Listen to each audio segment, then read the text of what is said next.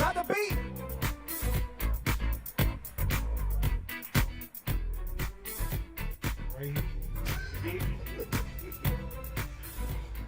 What's up?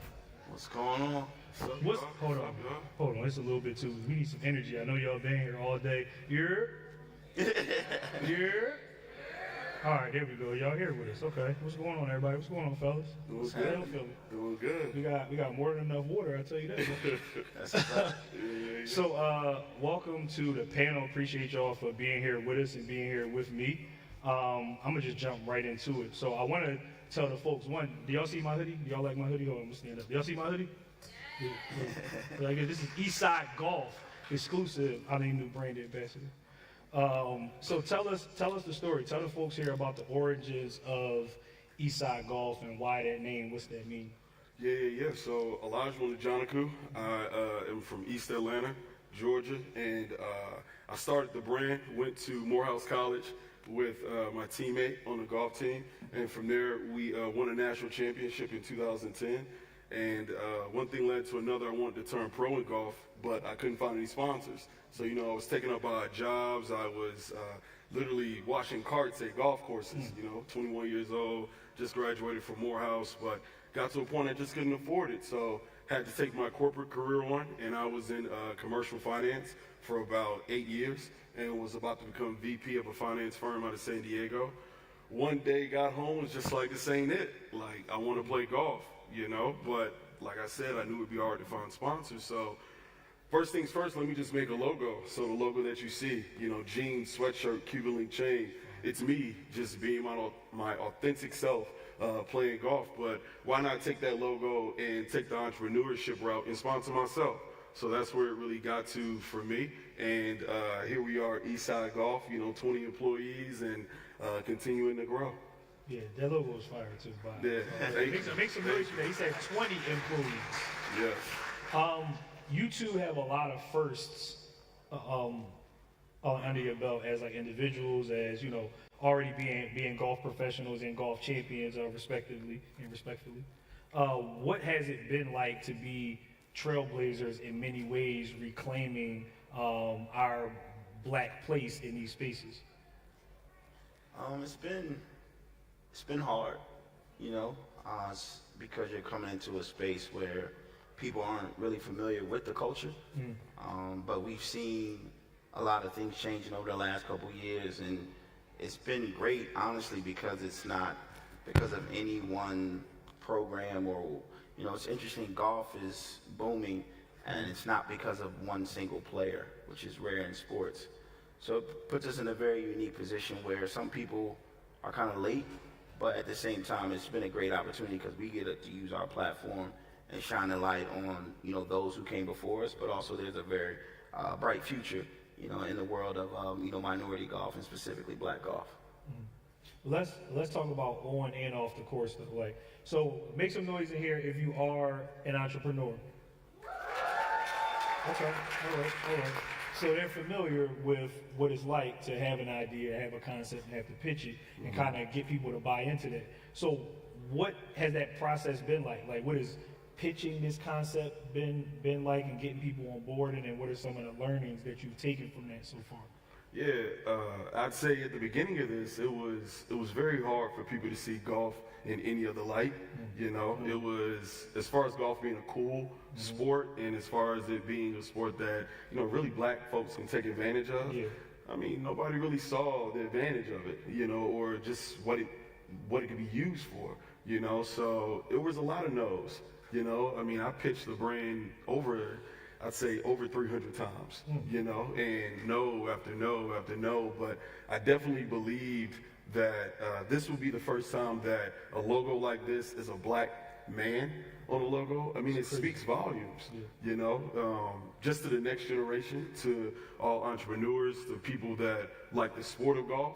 It speaks volumes, and it just says that I can be and do whatever I want to, or play golf and have my chain swinging this way and I'm swinging the club the other way. So, just being yourself. That's what this entire brand is about. Yeah, making it like authentic to the culture. Absolutely. As a lot of brands that we've all seen sort of struggle with that, right? Absolutely. And you talked about those 300 no's before you got that one yes, and that one yes, the one yes that we all know of is a big yes, right? So Yeah. I want to talk about what it was like. What were your immediate reactions? Immediate reactions, fully transparent. This is a safe space, right? Fully Yeah. transparent. What was your immediate reaction when you first got that Jordan Brand call, or when that came through that y'all were able to do that partnership with Jordan Brand? A couple of things, honestly. First thing is, praise God, thank you. You know, like, I've just come so far, you know. But and then the second thing was, I knew it. You know what I'm saying? Like, I knew it. I knew this would work. You know what I'm saying? I just had to keep pushing. You know, like, that is the hardest thing to, not see light at the end of the tunnel, but just believe that this is something that can change golf. I mean, at the end of the day, for me, change black economy if black folks just take advantage of this game. So. Yeah. So now I want to dig in a little bit deeper. Who was the first phone call, first text, first, like, when you got that, it was like, all right, I got to tell somebody. Who did you tell first? I told my mom. Okay. Yeah. Earl, you? Yeah, my parents, for sure. Parents? Sure. Yeah. Now, I don't know if I'm supposed to talk about this or not, but I'm not a journalist, so we're going to break the fourth wall a little bit. So yesterday, I was scrolling through my emails, and I saw that there was a little leak of some new Eastside Golf. First of all, shout out to the red clays that are on my man Olajuwon's feet. But I saw that there was a little leak of some forthcoming Eastside Golf footwear.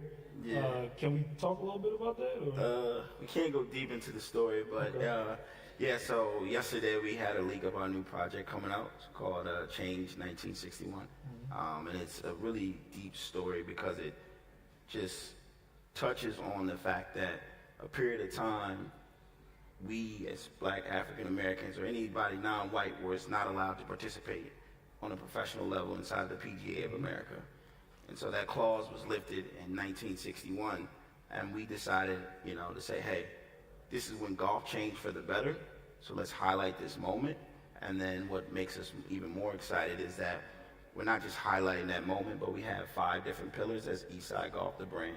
So there's footwear, there's apparel, there's community impact, there's events and moments and content. And so we're really looking at it from a holistic and comprehensive perspective, and we're super excited about the drop. Dope. So it's forthcoming. Yeah, Okay. yeah, it's forthcoming. Okay. I won't ask no more questions. I want to stay friends when you get off stage. But just like you mentioned, we're not just entering the sport of golf, right? We've always been in the game, and with our folks getting more into the game publicly, like you see DJ Khaled and Puff and Chill Moody and just different people that are from the hip hop culture space, right? Being in the game. How has that sort of helped you, like, with that celebrity black influence?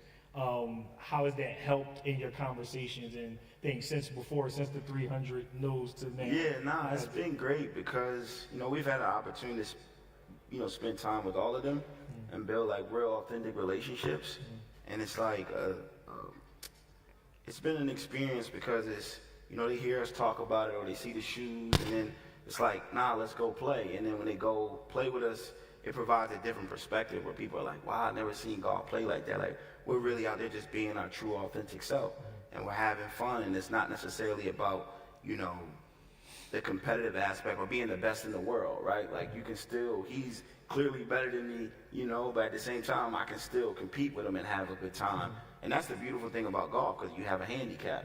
So you give me my handicap, I can play with anyone. It doesn't matter the age, it doesn't matter the gender. So golf is an amazing sport, and then when you start, what they're also seeing is the business opportunities. Like we were with Khaled during the Super Bowl, and we were all out there. We played the morning of the Super Bowl, and we were out there with one of the folks from like Bridgestone, and then like next thing you know, he's got a deal, and we got, it's like just being in the game. This is where top executives hang out, and so it's opened up a ton of opportunities that we never could expect it. And I think that they see a lot of themselves in us, and to your point, it creates a safe space on the golf course. Yeah. Now, you definitely did step on one of my questions, because I was going to ask who's the better golfer between the two. It's a little friendly competition, but I'm sure that over the course of time, like, do you always win? Nah, not always. I catch him every now and then. No, like, I mean, honestly, like I said, the reason that I came up with Eastside Golf was to take the entrepreneur route to sponsor myself. You know, like, I mean, my motto is, if there is a will, of course there is a way. I mean, make a plan. You know what I'm saying? If you don't see a way that you can actually get this done, like, make it to where you can have the advantage and and work to your strengths. Like, I knew mine was fashion, you know, I know business, and I love golf. I'm great at the game. So now just turning back pro next year, actually, that's on the horizon, and more Jordan shoes in the way. Very good, very good, very good. So, as you mentioned, you are the founder of Eastside Golf, but y'all are partners, right? Yes. Y'all are friends. So what has that been like, being business partners with one of your friends? Like, does that help? Does it hinder? Or like, you know, brother, little brother, bigger brother? Like, how's that? Nah, it definitely helps. Okay. You know what I'm saying? In college, we won a national championship together, so I felt like we knew how to win together. You know, first off, and then when it comes to our relationship, I don't feel as though there's any ego. Okay. You know what I'm saying? Like, if whoever feels more convicted on an answer or a choice or a way that we should go, that's usually the way that we go. I mean, having full confidence in him and him having full confidence in me, that is what has taken us so far. You know, I mean, being able to tell each other who's wrong, but tell them why, not just because I feel this way. Yeah. Like, tell them why, like, tell them, you know, be passionate about that answer. You know, that's the only way that we'll continue to go straight in a more positive manner with golf and with black folks beginning in the actual game. So, And I want to add to that quickly, because it's one of the things, like, for me, having been a part of, like, building other things, like, one of the things that we do really well is communicate. And, like, I have, like, a saying to myself, is a problem now is a problem later. So you might as well address it. You know what I'm saying? And that's why we've gotten so far, because it hasn't been easy. There's things that we do disagree on, but he knows that I don't think either one of us, when it comes to decision making, like he said, it's from an ego perspective. But you definitely have to say it, because it's like, if your partner is constantly making decisions that you're questioning and you never let them know, then they weren't even able to inform you, and then it blows up. And so for us, it's like, and we work on our friendship too. You know what I mean? Like, this is my brother. It's deeper than, this could go away tomorrow. We could be back on our mom's couches, but at the end of the day, it's like, are we still gonna be friends? Yeah. And so for us, it's like we try to take time to, like, put the work aside and just like, yo, I'm proud of you. I see how hard you work. Like, let's just go out and enjoy ourselves and not talk about Eastside. Yeah, that's key. Just to, like, double down just a little bit, because I'm thinking about this, like, we are at the Black Enterprise and Disruptive Summit. Black Enterprise is a legacy, family-owned and family-run business, right? So if you were to give any piece, one from each of you, a piece of advice that you would give to friends and family who are thinking of starting a business or who have already started a business and they're running it together, like, what's one piece of advice that you would give to them to keep things moving? I mean, yeah, I guess I would say,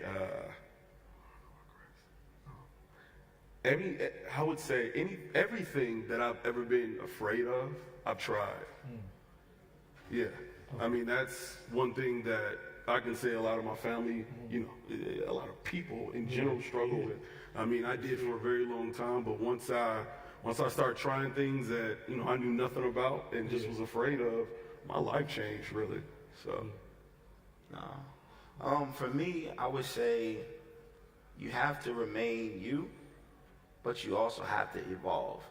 And, like, what I mean by that is, like, I feel like I'm a hard worker, but what I work hard on changes. You know? So it's like the mindset that we had to get to, you know, 7 figures in sales is different when you're trying to get to 8. Yeah. And then you're trying to get to 9. Like, it's completely different, but you don't want to lose yourself in it. But that's, you definitely have to evolve if you want to scale. I mentioned earlier that I was scrolling through my emails. You know, I do a lot of email scrolling. I read things. Another thing I read that you guys were talking recently, and you mentioned that you want to get the Obamas in some Eastside Golf. why are things, well, one, first of all, give it up for the Obama family. Always, you can't mention them without clapping. Why is that important to you? Like, why are those sort of things important to you? Well, I mean, I think what he represents, you know what I mean? He really genuinely loves golf. And I think that for us, we know that a lot of people look up to him, aspire, and what he was all about. And that's what our brand represents. And, you know, one of the taglines we also like to say is, when people see it, they're like, oh, I got to play golf to wear it. And it's like, no, because you don't play polo either, but you wear Ralph Lauren. Right. And I'm not great at golf, but Right. I like Eastside Golf. Yeah, exactly. So it's like, yo, don't box us in. And, you know, we feel like it's just something for everybody. So honestly, obviously to see Obama in it, but for us, we love just seeing everybody wearing, old, young, white, doesn't matter. Like, this brand is something that, you know, we built in a space that at that time golf really wasn't booming. Like, but this was something that he believed in. We joined forces, and now look where we are. Okay. Now, so as I mentioned earlier too, I'm not a journalist, but help me win a Pulitzer here. So give me an exclusive. What is next on the horizon for Eastside Golf? Give me something that you didn't give, and not what's in the leak, because I saw that already. I would say we're actually looking at opening a Eastside Golf Club. So, hope You heard it here first, folks. still a work in progress, you know, still maybe a couple years out, I would say, but it's definitely something that is one of my dreams, you know. I mean, at one point I got kicked off of a golf course, you know, so to come back and actually try to own one, Yeah, I mean, it speaks volumes.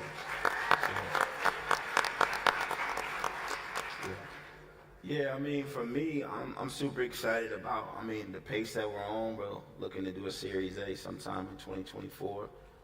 So that's something that's going to be really strong for us. And as we scale, also, we have 2 pop-up shops and 1 brick and mortar in Japan. So we're going to be And where's that again? I'm sorry. in Japan. In Japan. Yeah. I just want to make sure I heard you right. Yeah, no. So, I mean, the international strategy is something that we've really been focusing in on a lot. So, golf is big in Korea, also in China. You got the UE. So, there's a bunch of places internationally that we're looking at. And I would also say, with this new project, just really going back in history, we have an opportunity because, yes, golf is popular, but no one's really telling the history, and no one for sure is telling the black history. Yeah. And so we take that upon ourselves, like, all right, we got this huge platform, we know all of these people, how are we telling, you know, those that paved the way before us? Yeah, and just like you mentioned, like you said, you were kicked off of golf courses before. Like, many black folks have been kicked off of golf courses, whether it was because we weren't allowed to be there or because of the etiquette that we play our way. Right. You know, I think we have time for some questions. Not a lot of time, but if there's a mic, right there, line up. All right. Hey, I don't think it's on yet. Coming soon. Hold tight. Just hold on. I'm going. Oh, sorry. I do Drake covers in my spare time. Go on. We did have time. I don't know now. Are you ready? Okay.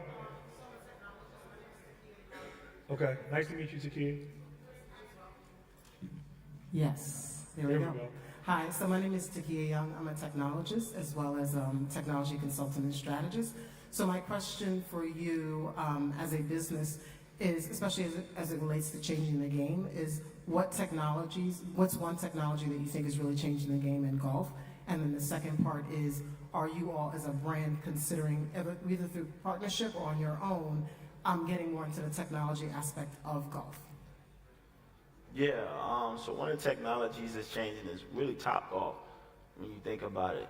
And why they were able to boom is because they, Topgolf at that time, they got acquired by Callaway, but they own the patent to track the golf balls. And so there's a bunch of different ways as far as just making it more consumer friendly and being able to, you know, have that data that we've seen in the space. And I would say specifically for Eastside, you know, we recently did just hire like a data scientist that has been able to like scrub social, email, and web, and it's really kind of informing the way that we're going to advertise. 'Cause that's one of the things too with our brand. We've never went out and did traditional advertising, especially when you know too many celebrities. If someone finds out you paid this person 10 grand and they gonna want 20, and it's like, we've never really got into that. But that is, I would say, 2 ways that we're using technology. Okay, thank you. And Nihongo hanashimasu. So if you meet somebody in Japan who understands the culture. All right. Okay. There we go. Thank you. Give it up for Takia, y'all. Yeah. Yeah, I'm Marcy Garner. I have a platform called B.O.B. Lifestyle, and we have a web series called We Are Out Here TV Show. And we like to highlight businesses that thrive in industries where you're not expected to be. So I have a two-part question. How have you been able to thrive in an industry where no one expects two young men from Morehouse to be in the golf industry? And my second question is, can we document your story? Yes. Here we go. Give it up for Marcy. That's what I'm talking about. Shoot your shot. Yes. Well, to your first question, how do we thrive? I would say by telling the truth. You know, even coming out with the next collaboration that we have and naming it, 1961. Just telling the truth. I won't dive too much into it, but there's been a lot of different golf companies that can't go in depth because the traditions of golf kind of are against it, and so running the risk of being maybe like blackballed or running the risk of because it is still corporate America at the end of the day when it comes to the bigger organizations in golf, but running into those guys, it's just very tough for a lot of other golf companies to just tell the truth. I mean, I can't explain how many times they go in there and they just try to please, the next person in the room and just saying, well, you scratch my back, you scratch yours. Like, when are we going to do something about what's right, in society for golf and just in golf in general? So that's how we thrive, just always staying on point and being authentic. And then let's work on that. Let's work on that. Yes. And I guess lastly, I would tell everybody we do have a docuseries that's on Hulu right now. It's called Grails When Sneakers Changed the Game. Just go on Hulu. Search golf and we're the first ones to pop up. 6 episodes, so if you're ever trying to binge something one day, please. check it out. Hi, I'm Bob Bush, the CEO of Mutombo Coffee. I spent the last 20 years in Dubai. We should talk, and I've taken Dikembe Mutombo's coffee company into Saudi and the UAE. I think we can do some things with you guys in golf as well. Troon thinks they got that unlocked, but they don't. I got you. For sure. Yes, sir. Right. Give it up for Bob. All right. That's it? Okay. All right. Well, if no more questions, thank you, fellas. Appreciate your time. Appreciate you being here. Please, everybody, give it up for Eastside Golf, Olajuwon and Earl. You can stand up if you want to. All right. Gucci.